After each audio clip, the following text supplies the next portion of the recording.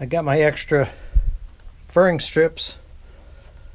Spent just under $10 buying the new strips so I can have enough wood to finish this. In the end, I was going to put a wider piece, but I changed my mind. I'm just going with a regular piece of furring strip. And then the center is going to be a tricky little spot. I have a pretty wide gap here. These two are sliders, going to be connected to the sliding portion.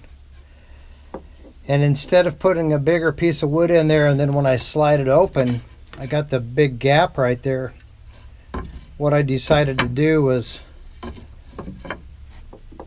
do two slidable furring strips like this, and then I gotta cut a custom piece of wood just under 1 inch wide to just fit in the gap, and that's going to be a permanent piece connected to the main fixture. So if you had a table saw, that'd be real easy to do, but I don't have one. All I have is a skill saw. So what I did is I took my piece of wood that I'm going to cut and just screwed it with 2 screws to another piece of wood, and then I can run my skill saw down here and cut that piece off. So let me get that done and I'll show you what it looks like. There it is right there. My just a little less than 1 inch piece fits in there real nice. That'll make the spacing pretty good. So when these two are out of there, that's all the bigger the gap, and I got this piece to keep the foam from going down in that hole. That's just how it worked out with the length that I built it. And it just so happened to be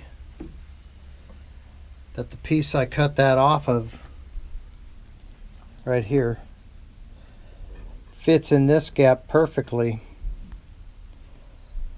and it's a little more stout piece of wood than these furring strips, so I think that'll be good because that'll be the end of the sliding section. And I'm probably going to do exactly the same thing to make another one of these for the other side. I just didn't want to buy a 2.5 inch wide or 3 inch wide piece to just cut one board out of.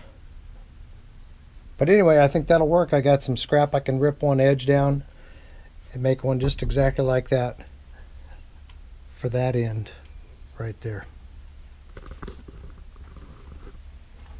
All right, let's get back to work and keep moving on this project. I've rigged up a little bit of a jig here to put the top boards on this slider piece. So this rail is going to be the slider piece, and this is just a spacer because that's going to eventually become the leg. And yes, it's going to go on the inside of that slider board. Those two are not going to fit flat together. And I got several reasons why I did it that way, but anyway, I've got that board screwed on temporarily in 3 spots just to hold it in place while I put all the slats in. And then that way also it's going to prevent, like when I glue each slat, I don't have glue squeeze out and accidentally glue these 2 boards together. So that's the way I'm going to put it together, and then let me get all those put in and we'll see what it looks like from there. There we go. I still have the board screwed to the side with my temporary spacers in there. In case you're wondering, there's 45 slats. And then I've got the end of the ones that slide all screwed together on the top, which is a bit unusual, but I have a reason for that. With a 3/16 inch piece, it's almost a quarter. or 3/32 or whatever. I think it's 3/16 piece of that underlayment, and I used some finish screws on top so they're smooth, because the mattress is going to sit on top of this.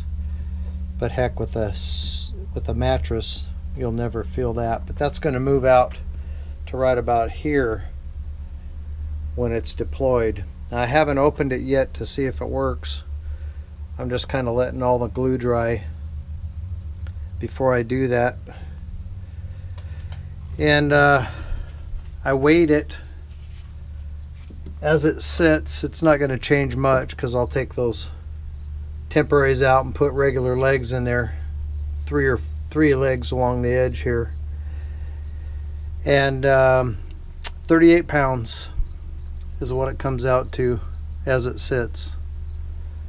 So that's pretty good. 22 pounds less than the single box that I had in here before.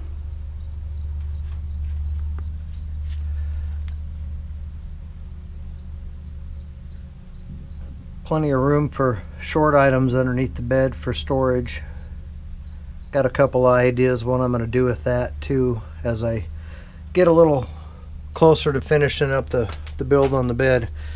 And I'm just going to sand it so I take off any splinters or rough edges. I'm not going to paint it until after we try it out and see how we like it.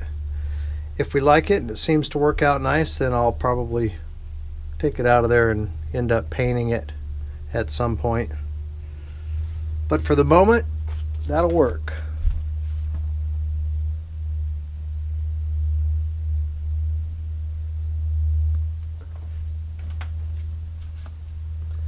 "75 inches long, and it'll pull out to 48 inches in width,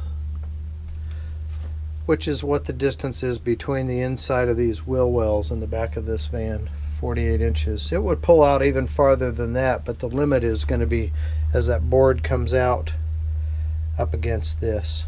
I could have put it up higher and made it a little bit wider, but my mattress is only 48 inches, so I didn't think it was necessary to do that. And then I still have a ton of headroom, but remember, I'm going to have 8 inches of mattress on top of that, 8 inches thick. So, all right, everyone, hope you're all doing well. We'll catch you on the next one.